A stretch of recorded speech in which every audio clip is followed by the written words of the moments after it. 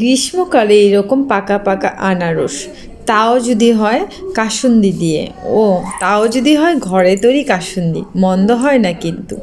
আজকে এরকম একটি রেসিপি নিয়ে আসছি তোমাদের মাঝে, ঘরে তৈরি কাসুন্দি, সেটাও আবার প্রিজারভেটিভ ছাড়া।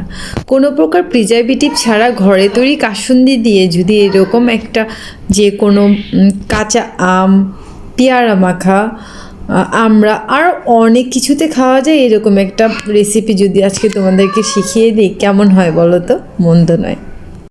প্রথমে 2 রকমের সরিষা আমি খুব সুন্দর করে ধুয়ে রেখেছিলাম, এটাকে নিয়ে নিলাম ব্লেন্ডার জারে। এরপরে আমি এর ভিতরে দিয়ে দেব খানিকটা চিনি, কয়েকটা কাঁচামরিচ, কিছুটা লবণ, আর দিয়ে দেব কিছুটা হলুদ, যাতে সুন্দর একটা কালার চলে আসে। এর ভিতরে আমি একটা লেবু চিপড়িয়ে দিয়ে দেব। এটা হচ্ছে প্রিজারভেটিভের কাজ করবে, আর এটা অনেক দিন ধরে ঘরে রেখে খাওয়া যাবে নর্মাল ফ্রিজে। এবার আমি পুরো লেবুটাকে চিপিয়ে নিয়ে নিলাম ব্লেন্ডার জারে। 1 কাপের মতো পানি দিয়ে এটাকে আমি ব্লেন্ড করে নেব। এই তো রেডি হয়ে গেল খুবই চটজলদি অল্প কিছু উপকরণ দিয়ে কাসুন্দি। খুবই খেতে মজা, আর একবার হলেও ট্রাই করে দেখবে।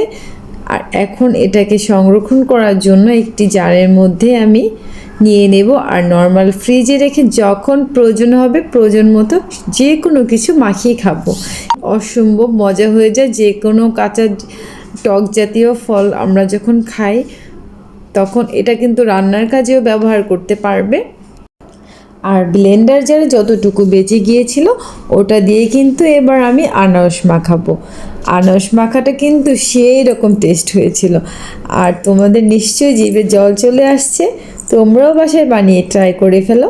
এখন কিন্তু অনেক কাঁচা আমের সিজন, খেতে কিন্তু অনেক মজা লাগবে, কথা দিচ্ছি।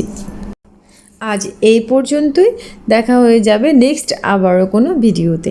এই পর্যন্ত সবাই খুব ভালো থাকবে। আল্লাহ হাফেজ।